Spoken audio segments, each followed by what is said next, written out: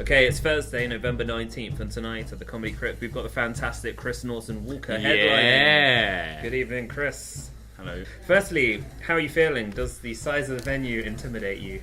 I am feeling alright. I'm feeling a little bit full. I've just been to the local Wetherspoons and it was fine. I'm a bit full, so I'm going to have a little nap at the back of the room while everybody else is on. Does the size of the room intimidate me? Not really. No. I've played some big venues before. And I've played this one before, and it was a fairly nice one when I did it. So, should be fine, I hope. Something I've always wanted to know was how you made the decision to start doing comedy. What inspired you to go down this path? I have always been funny, so or at least funny looking, as some people say. Thanks, good laugh. Why? No, you won't. No, you won't. Okay. Why comedy? I have always been into performing. I have always enjoyed performing in front of people.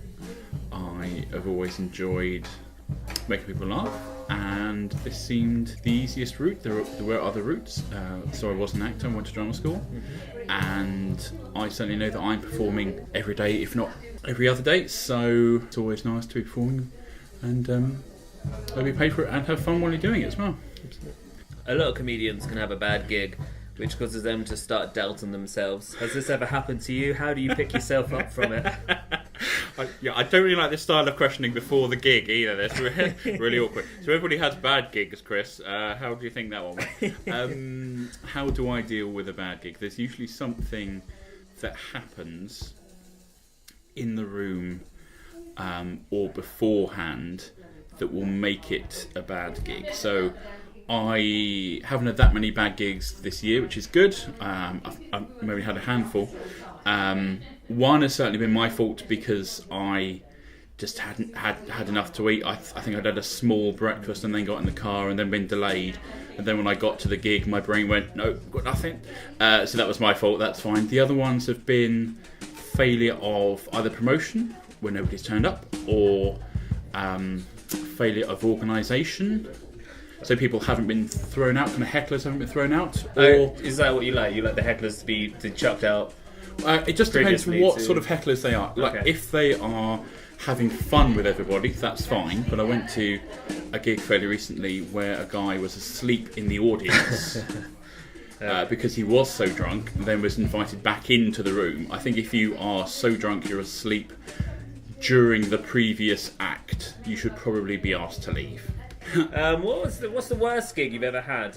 I don't know about worst gig I've ever had. I think every bad gig will be defined by the one before. So a bad gig 4 years ago will be very, very different to a bad gig now. So a bad gig now could be that I've been asked to do half an hour and after 15 minutes it's just not going well, or people don't like me, or they stare at me blankly. I think with the experience that I have and the experience that you get on the circuit, you should be able to vary your performance. So if they don't like the jokes, you might do a bit of banter. If they want more theatrical performance, or if they want kind of heckles put down, that sort of thing, then you should be able to vary what you do depending on the gig. Hello. I'll do. You alright? Yeah, just going through a quick interview for the podcast. You can get involved if you like. give us a second opinion on some of the questions. I think might be over the phone or something. No, I think that's after, isn't it? Is that right? Yeah. That's, yeah. Are you up for that? Yeah, give it a go. Yeah. Great. Give it a go. I think it's just going to be the three of us. Is that okay? Yeah, it's fine. Great. Lovely. All right. What's the best gig you've ever had? It was at one of Paul Dunn's gigs. Hey! I hear that good. Yes, I do. Again, the best gigs can be defined by the best one before that. I had a very nice one the other day that I was comparing. I got 2 applause breaks in the opening 10-minute section, so that was pretty good. Nice. And then some weird things happened in the room, which meant it was an absolute breeze to MC, so it was absolutely wonderful. Looking through your Facebook fan page, I see... That was phrased really weirdly, I don't know, through your Facebook fan page. Looking for your Facebook page. Yes. I've seen that you've been on television in a lot of adverts, various comedy shows, and you've even been on EastEnders a couple of times. One of my favourite Chris Norton Walker casts was when you was on Count Arthur Strong as the security guard.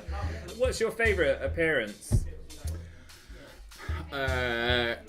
Count Arthur Strong was good. I think my favourite filming moment was when I was in a scene with Sir David Jason. That was quite fun to shoot. Also a National Geographic one with puppies. That was quite fun to do. I think a lot of people saw me on Take Me Out, and it's always fun to say I've been on Take Me Out, but I wasn't one of the guys that came down in the lift, which was good. I've been on 3 series of Cracker Nori, which are about a 6-minute drive from my house, so they're always good to go and film and always fun. In terms of favourite one, I don't know if I have a favourite one. They're all fun. There are some bad ones that I go and do, where you are just kind of stuck at the back of a massive group and nobody sees you.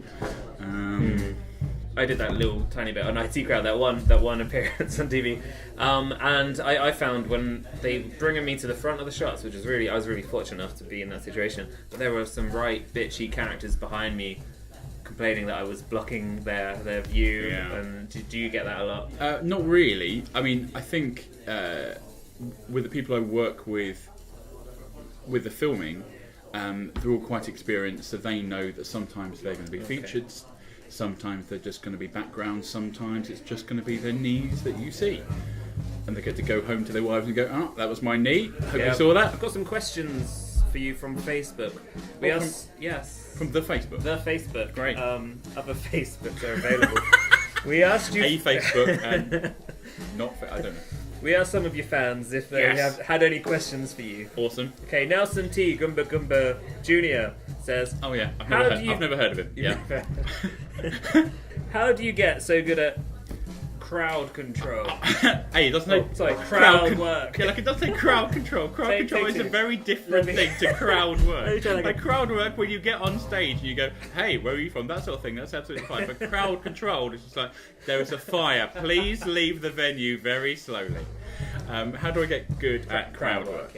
I have done 1,000 gigs to a variety of different people. I have done lots of MCing. I've done gigs that don't quite work as gigs, which means you have to come off stage or you have to come out of your script and improvise and just kind of go with what's going on in the room, and that just comes with time and experience on stage. And I think I have that sort of brain that's happy to improvise and have fun and play. Absolutely. And if you have that, then that's great, but if not, then just keep going on the circuit and hopefully you'll just become more relaxed and more yourself and learn to adapt to it, I suppose. Yeah, just sort of learn to talk to people directly and not kind of like predict what they're going to do or say, and if they do say something weird, then just follow it to its logical conclusion in a way and just see what happens. Because I've done congas around the rooms with people. I have one guy went to the toilet. I've made everybody line up in lines next to the door so that when he came through the door, it seems there was like a guard of honour for him. Yes. But when we opened, so we were waiting for him. We were all lined up just inside the door, and we went, "He's coming." And then somebody else opened the door. I was very confused as to why there was a whole line of people and a strange man in a suit going, "Now! Oh, it's not you. You can walk through this guard of honour if you want to." But then the guy that we were waiting for turned up, and just like, "Wow, is this for me?" And I went, yeah, of course it's for you. And then he slid through the guard of honour. It was absolutely brilliant. But it just depends if that's your style of fun, if that's your style of comedy, where you like to have fun and let things go a bit weird and unique in the room, because I prefer those unique gigs. It's all very well learning your script and just going on stage and going, "These are the jokes I've learnt." But if something unique can happen in the room, then I think more people are more likely to come back and see you again, because they never know what's going to happen. Ali Warwood asks, I don't know her. How many audience members has he deafened? Serious question. None, I don't think, or at least none have Is this another case lasting deafness, I don't think. Is this a case where perhaps the PA system was turned up too high, not really your fault? No, I think it's just me walking around the room shouting at people. Lucy Burgess asks, do you ever feel like... I haven't heard of any of these people. I don't know where you've got them from. I don't know them. She's my fiancée. But do you ever feel like shaving off your beard and then gluing it to your head? Just for a different look. I hate her. Next question. No, I haven't. I know what you mean. I tell you, man, I could go on all day. Yeah, like the problem with this look that I have is that I can never change this look because people are so used to this look now that it is both a good thing and a curse as well. Carl Johnson. I hate him. I hate Carl Johnson. I know. I hate him. Exactly. Yeah. Should I just skip that?